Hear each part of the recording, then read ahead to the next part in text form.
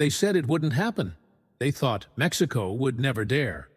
But now, in a political earthquake that Washington did not see coming, Mexican producers have slammed the door on the U.S. market and turned their eyes with shocking boldness straight to Canada. You heard that, right? In a move that's sending tremors through North America's trade corridors, Mexico is saying adios al mercado gringo, ditching decades of dependency on the United States and flipping the chessboard in retaliation against former President Donald Trump's aggressive 17% tariff on fresh tomatoes. With this single decision, Trump may have awakened a sleeping economic giant one that's ready to reroute billions of dollars in trade and shake the foundation of North American commerce. Mexico's tomato industry, a powerhouse worth over $2.8 billion annually, has had enough. Enough of the pressure, enough of the threats, and most of all, enough of being held hostage by Washington's ever-volatile tariff policies. This is not just about tomatoes. This is a full-blown geopolitical play, a rebuke of Trump's America First doctrine, and a warning shot to every nation that once believed the U.S. market was untouchable. Now, Mexican producers are strategizing, and they're aiming their billion-dollar exports not south, not east, but north to Canada, a country that imports over $310 million in tomatoes annually, and up to now was barely on Mexico's radar. Shockingly, less than 0.3% of Mexico's tomato exports have gone to Canada until now. That's about to change, and fast. With the Mexican government led by Claudia Sheinbaum's administration throwing full weight behind the logistics overhaul, refrigerated rail lines are already in place, and producers are locking in supply chain routes that bypass the chaos of U.S. customs altogether. These aren't panic moves. These are calculated maneuvers. Behind closed doors, Mexican export associations like ANIRM, under the bold leadership of Gerardo Tayonar Castro, have been quietly preparing a market diversification strategy. Tayonar put it plainly, this isn't just about a tariff. This is a national wake-up call. A 17% border tax is more than just economic pain, it's a declaration of dependency. And that dependency is precisely what Mexico is now ready to destroy. The U.S. has long assumed it could push prod and pressure its southern neighbor with trade policies designed to protect its own farmers under the convenient cover of anti-dumping claims. But that playbook is now under fire. Critics across Latin America, and even within parts of the U.S. economic sector, are calling Trump's tactics a thinly veiled form of economic intimidation, especially in an election year. And the timing couldn't be worse. While Washington wages its tariff war, Mexico is quietly building its logistical empire. Intermodal, temperature-controlled trains now snake from the Bajío region up to Canadian distribution hubs, cutting costs and dodging regulatory headaches. There's no more need to stop at U.S. borders, no delays, no customs nightmares, just cold trains carrying hot economic momentum. The stakes, massive. If Mexico pulls this off, and the infrastructure suggests they will, it's not just tomatoes that will leave the U.S. market. Avocados, berries, fresh produce, beer, even electronics may follow suit. That means potential price hikes at your local grocery store, shortages on supermarket shelves, and an inflationary spiral that even the most optimistic American economists can't ignore. But here's the kicker. It's not just about the money. It's about political leverage. Mexico's tomato rebellion is proof that America's trading partners are no longer willing to play by Washington's rules without question. For years, the U.S. operated under the assumption that it was the center of the trade universe, that no exporter would dare walk away. But now, with tensions rising and Sheinbaum's government standing firm, that assumption is collapsing. And as Mexico shifts its gaze northward, the U.S. might be left holding an empty basket. So here's the question Washington must now ask: was the 17% tariff worth losing an entire industry's loyalty? Was political posturing worth an economic rupture? Because what we're witnessing isn't just a trade spat, it's a rupture in the very fabric of North American economic interdependence. Trump's administration thought it could use tariffs like chess pieces, but now it looks more like they just tipped the entire board over. The July 14th decision to walk away from the long-standing suspension agreement signed in 2019, wasn't just a policy change, it was interpreted across Mexico as a betrayal. Suddenly, after decades of integration under NAFTA and later USMCA, a core agreement that stabilized tomato prices and prevented trade retaliation was gone, replaced by an abrupt 17% tariff and accusations of dumping. Washington may claim it's protecting its farmers, but to Mexico, it looked like protectionism disguised as punishment. And now they're done playing along. Instead of pleading for a reversal, Mexico is rewiring its export system, and Canada is being hailed as the new promised land for Latin American agriculture. The irony is chilling. In trying to corner Mexico into submission, the U.S. may have inadvertently driven its neighbor straight into the arms of another G7 ally. And what's more, this move could spark a domino effect. If Mexico can reorient its billion-dollar tomato exports to Canada, what's stopping them from doing the same with avocados, beer, tequila, berries, and electronics? What's stopping Colombia, Peru, or even Brazil from following the same path if U.S. policy becomes too volatile? Trump's bet hinges on one key belief that the U.S. market is too big to walk away from.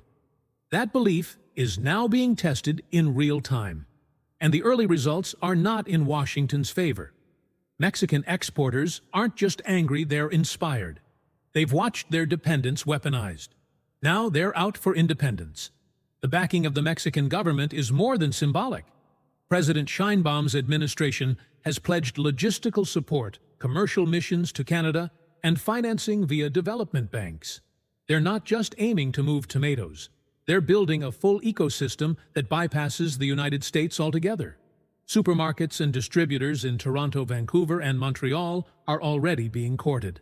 Mexican producers are preparing to flood the Canadian market with competitively priced high-quality tomatoes, products that used to dominate U.S. grocery chains.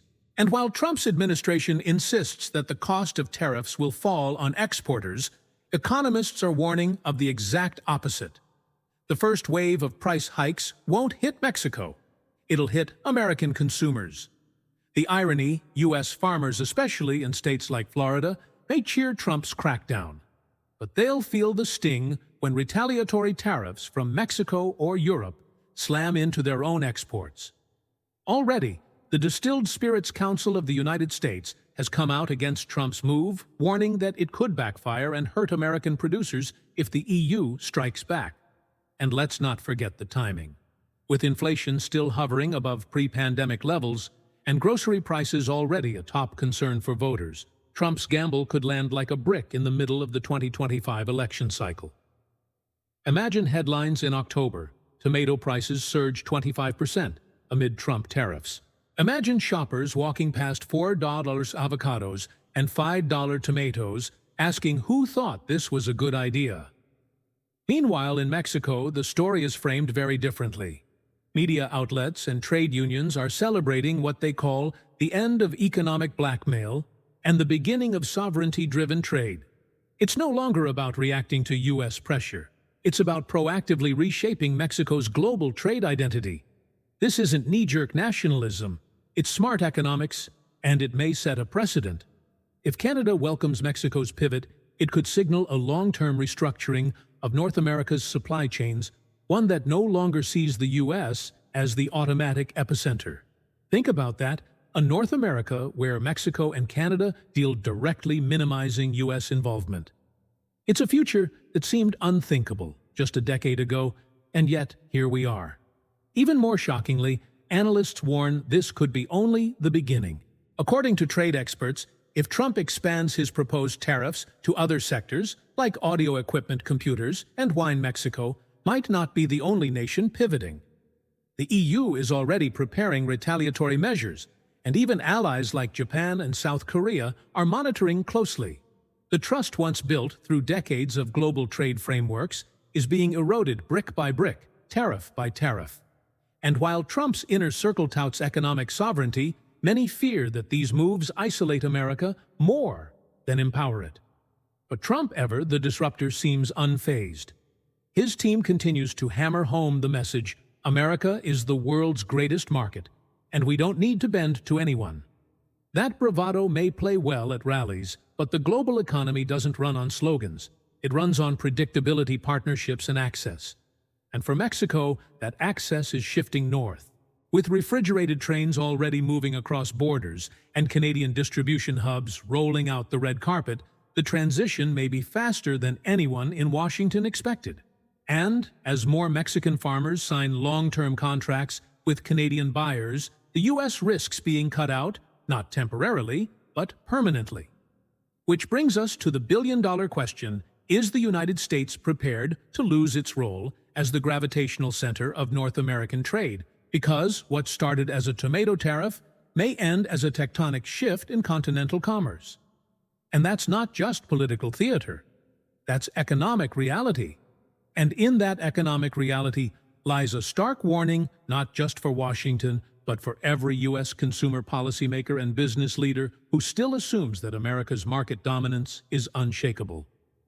The truth: we are watching that dominance erode in real time.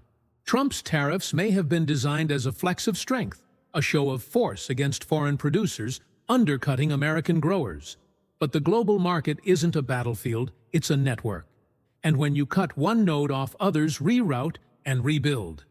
Mexico has proven exactly that. The once tight grip of the U.S. on Mexican agriculture is slipping, and for the first time in decades, it's Mexico calling the shots. Canada, with its preferential tariff access under the USMCA known as TEMEC in Mexico, is now the great beneficiary of Washington's belligerence.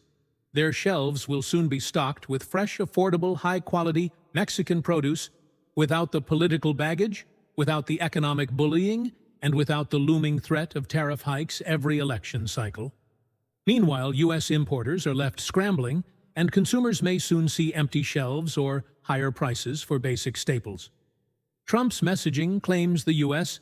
can absorb the blow, but economists across the board, including from CNN and Reuters, warn of delayed but inevitable consequences.